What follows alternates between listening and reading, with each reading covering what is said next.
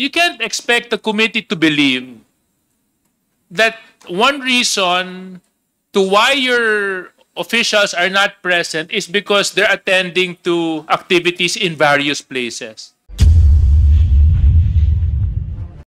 Ito ba ay practice sa Office of the Vice President na recklessly nag-i-issue kayo ng travel authority? No, Mr. Chair. Ba't nyo ginagawa? Kung hindi naman pala.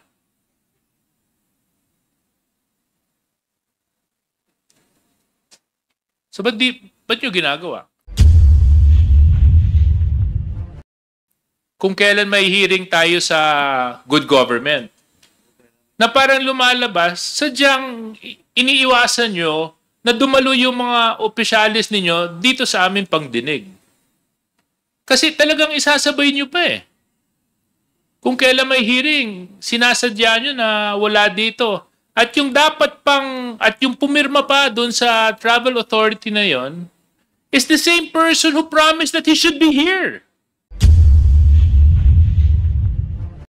Ma'am, attorney, will you honor it? No, Mr. Chair. Oh, no. That's why, wag niyong gamitin palusot dito na walang specific time, date, and place. Ma'am, lastly, I just want to warn you. Attorney Lopez, how long have you been in government?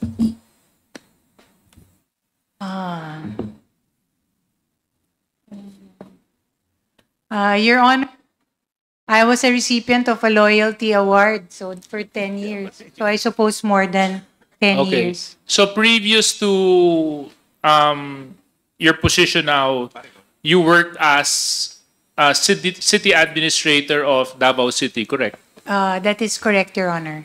So as city administrator, I'm sure travel authorities would come and go your desk.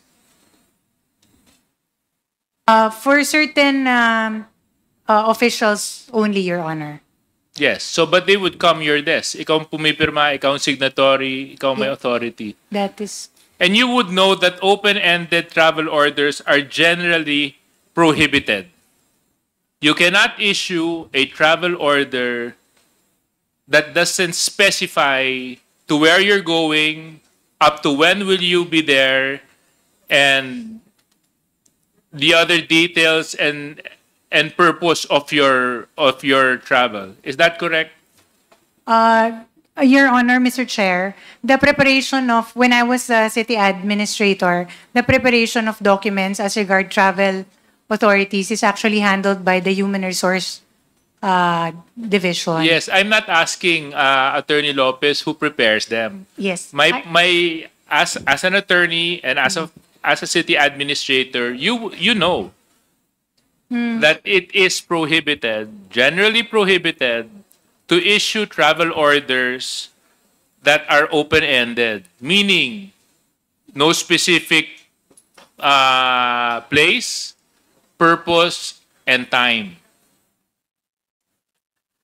Your Honor, I would think that in this case, it can be justified because there is a schedule of activities happening on these dates. So at the very least, I would think that it limits... So if you think it's justified... The areas. Yes, yeah. In this particular case, Your Honor. Yes, so if you think it's justified in this particular case, let's take this particular case as an example. So what particular places are you speaking of? That is the matter, Your Honor, that was discussed earlier. I would have to ask and check. So therefore, which areas. you cannot use this example as a particular case because you yourself have no specific information as to what these various places are. Am I correct, Attorney Lopez? Your Honor, Mr. Chair, there is a list of activities happening across our satellite offices that can be indication of which areas they will be traveling to. So meaning, is this a regular practice in the Office of the Vice President where you issue travel orders recklessly with no specific day, with no specific place, with no specific purpose? Basta ang sinusulat nyo lang yon, various. Paano ngayon to, Attorney Lopez? Paano ngayon to, si Mrs. Villa del Rey? Nandiyan ba siya? She probably went on restroom break, Your Honor. Okay, tatanong ko na lang si si Attorney Sanchez. Kung ganito yung practice sa OVP, paano nyo charge ng per dime? Tapos paano kayo nag-i-issue ng travel voucher? Paano kayo nag-i-issue ng pambayad ng ticket, pambili ng gasolina, pambayad sa kain, sa eroplano? Kung ito, sinasabi nyo, various places. Various places can mean here, there, everywhere. From the North Pole to the South Pole. So, I mean, you can't expect the committee to believe that one reason to why your officials are not present is because they're attending to activities in various places. That's totally unacceptable. Is this a practice in your office, Attorney Sanchez? Mr. Chair, usually before we issue a travel order, there are attachments to it. The first one would be the request for travel I'm not authority. asking that, Attorney Sanchez. I know the process because I used to work as a chief executive in a local government unit. I know how it works. So don't tell me the process. What I'm asking you, ito ba ay practice sa Office of the Vice President na recklessly nag-i-issue kayo ng travel authority? No, Mr. Chair. Ba't nyo ginagawa? Kung hindi naman pala.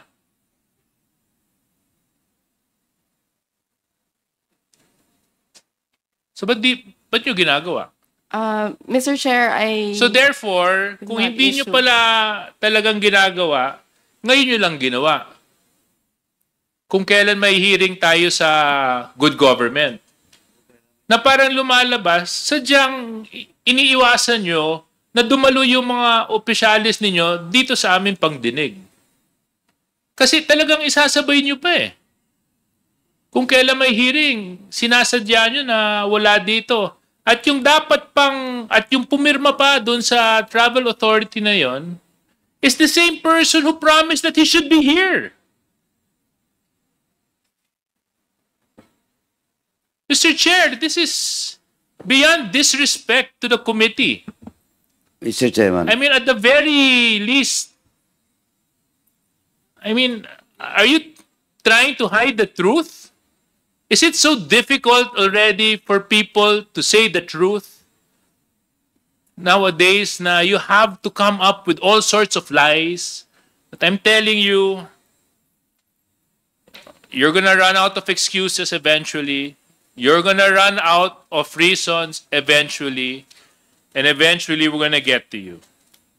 So, Chairman. with that being said, Mr. Chair, maraming salamat. Thank you. With the indulgence Chairman. of Congressman Rog Gutierrez, the chair would like to recognize Congressman Paduano. Thank you, Kong Rods and the Chair.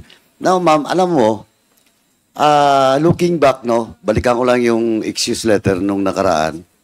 For example, in the case of Gina Acosta, may travel authority siya. Di ba, that time? And her travel was, during the time was, I think, in Bacolod City. Sa satellite office. Malinaw po doon sa travel authority niya. Sinabit niyo po rito. Nakaspecify po yung date at saka place. Andito ngayon si Doc Chris Turongon, in charge of the satellite office in Western Visayas. And during that hearing, I think if my memory serves me right, that was the second invitation. And that was the excuse of Gina Acosta with the official travel order doon po sa Bacolod City, satellite office.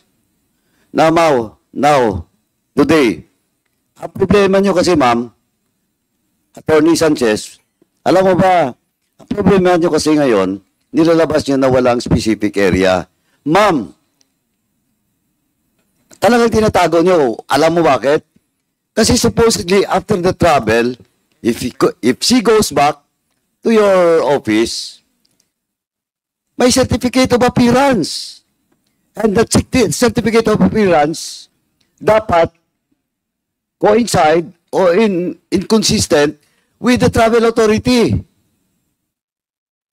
For example, nakastipulate on Bacolod City or Region 6 Satellite Office. Eh, yung certificate of appearance siya sa ibang satellite office. Will you honor it? Ma'am? Attorney? Will you honor it? No, Mr. Chair. Oh, no. That's why, wag niyong gamiting palusot dito na walang specific time, date, and place. Ma'am, lastly, I just want to warn you. Don't you know, by telling in this committee, you're violating Section 11 of our rules.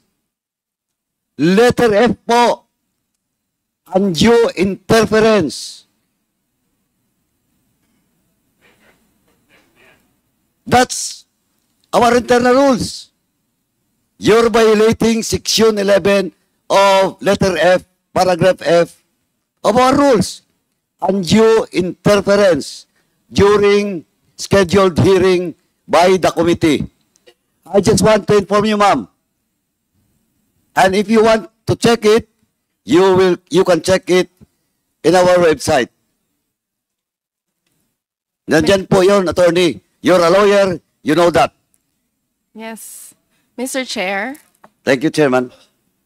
Yes, Attorney Mr. Chair, may I Sanchez. be allowed to respond, Mr. Yes, Chair? please. Mr. Chair, earlier I was asked to check for records for the travel orders. So that's what I did, Mr. Chair. I just checked, and from the report of our Central Records Unit, they provided me with copies of the travel orders, Mr. Chair. So for the period of November 10 to 15, Mr. Chair, that is what was mentioned by Honorable Congressman Paduano, that Ms. Gina Acosta traveled to a satellite office, and the place is specific. But Mr. Chair, another travel order was issued for the period of November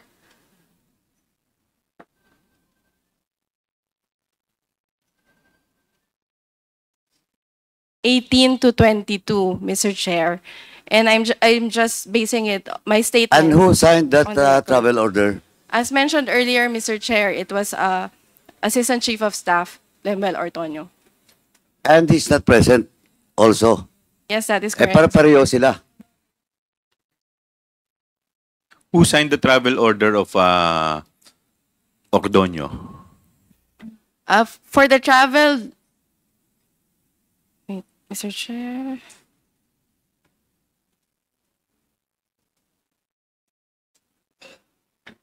For the travel, order number 2024-983, and that covers the period of November 11 to 15.